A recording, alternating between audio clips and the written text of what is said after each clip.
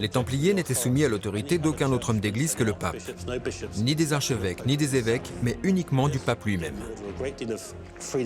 Ça a donné aux membres de l'ordre une grande liberté de mouvement. Mais cela a aussi provoqué du ressentiment parmi les membres de l'Église.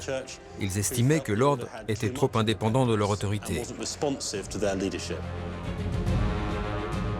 Au cours des années suivantes, les papes successifs renforceront encore les privilèges donnés aux Templiers. En 1144, dans sa bulle Milites Templi, le nouveau pape Célestin II demande expressément à tous les évêques et archevêques de recueillir des dons auprès de leurs fidèles pour contribuer à la mission des chevaliers templiers. Celui qui leur aura subvenu des biens que Dieu lui a confiés et qui aura établi de se lier à une telle sainte fraternité et permis de leur faire avoir des bénéfices chaque année, recevra une remise d'1/7 sur les pénitences qu'il a encourues. De grandes propriétés ont été offertes aux Templiers par des rois partout en Europe. Mais ils recevaient aussi des petits terrains, des fermes, des moulins. Si quelqu'un voulait faire un don, l'ordre du Temple acceptait tout. Aucun don n'était trop grand ou trop petit, parce que tout ceci permettait de faire perdurer le royaume chrétien en Orient. Il était donc très bien vu pour un chrétien de faire un don aux Templiers. C'était bon pour le salut de son âme et sa vie dans l'au-delà. Ça réduisait le temps au purgatoire. Il était assuré d'aller au bon endroit quand son heure serait venue. En 1145, une nouvelle bulle papale offre le droit aux Templiers d'enterrer leurs frères dans leur propre cimetière et de voyager dans toute l'Europe en toute liberté. De 1129 à 1146, on peut comparer les Templiers à une entreprise qui serait passée de petite start-up à multinationale en à peine 17 ans. Même aujourd'hui, le faire aussi vite serait impressionnant.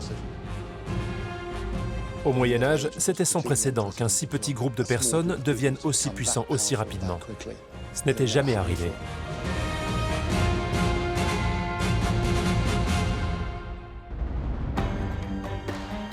Mais alors qu'en Occident, l'entreprise templière se développe à grande vitesse, en Orient, la situation des États latins s'est détériorée.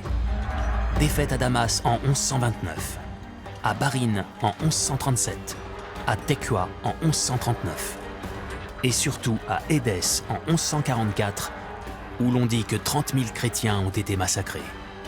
Les échecs militaires des croisés se succèdent.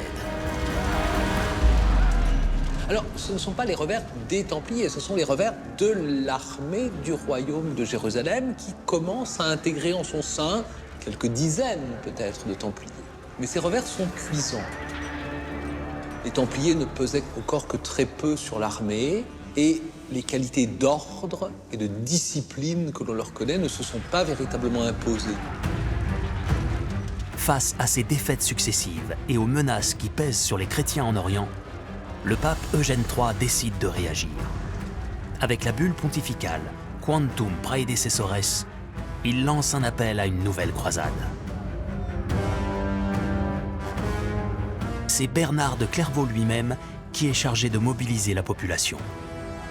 Le 31 mars 1146, à Vézelay en Bourgogne, devant une foule immense, il prêche le départ en Terre Sainte et promet à ceux qui prendront la croix l'absolution de tous leurs péchés.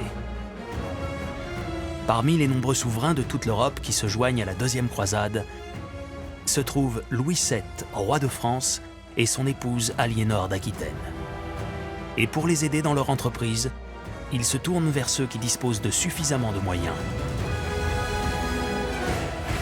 Les Templiers. En 1147, au moment de la Seconde Croisade, Louis VII va demander des moyens financiers à l'ordre du Temple. Et d'ailleurs, il leur confie pour la première fois son trésor. Donc ils ont déjà des ressources qui permettent d'aider le souverain dans son départ en croisade, armer des navires, etc. Ce sont les Templiers qui servaient d'éclaireurs, d'avant-garde, de protecteurs, de guides tout au long de la route. Et la route de la croisade est très compliquée pour Louis VII. Ils ont essuyé des attaques turques très très fortes. Et ce sont les chevaliers du Temple avec à leur tête leur maréchal, Évrard des Barres, qui deviendra grand maître, qui ont sauvé l'armée royale.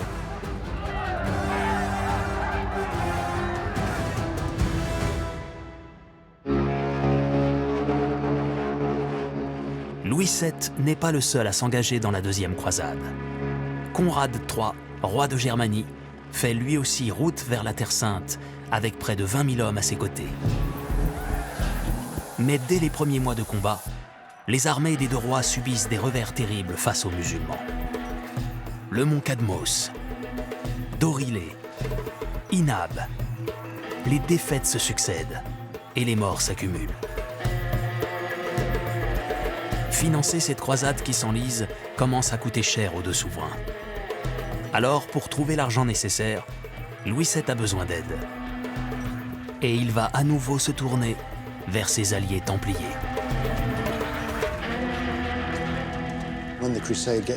Lorsque la croisade a subi ses premières défaites en 1148, Louis VII s'est tourné vers le grand maître du Temple et lui a dit « Pouvez-vous nous aider ?»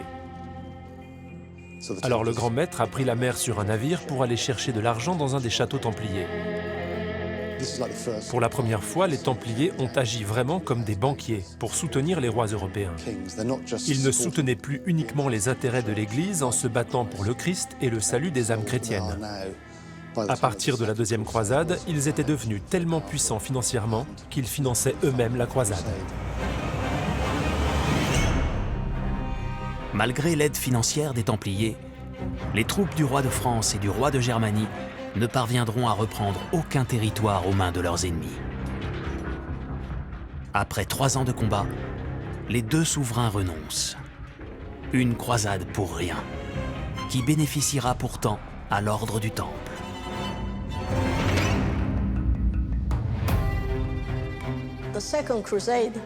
La deuxième croisade fut un échec total. Elle n'a absolument rien rapporté. Surtout parce que la présence de Conrad III et du roi de France s'est révélée être un gros problème.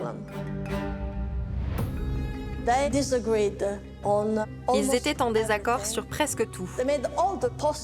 Ils ont fait tous les mauvais choix possibles, comme le siège de Damas par exemple, qui s'est très mal terminé pour le roi de France et pour lequel il a dû dépenser beaucoup d'argent. Il a dû demander de l'argent aux Templiers pour pouvoir retourner en France.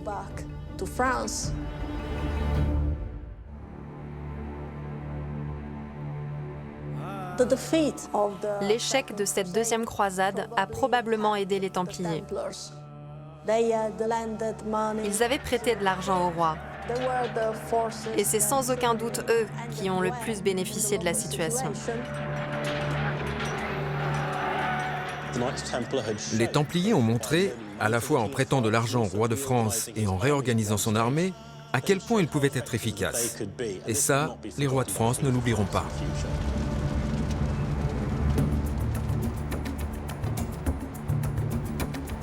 La deuxième croisade sera un échec cuisant sur le plan militaire. Et Louis VII rentrera en France en 1149, terriblement affaibli sur le plan financier et diplomatique. Pourtant, l'épopée du souverain contribuera à faire encore grandir la légende des Templiers. Il est revenu de Terre Sainte avec une haute idée de ce qu'étaient les chevaliers du Temple.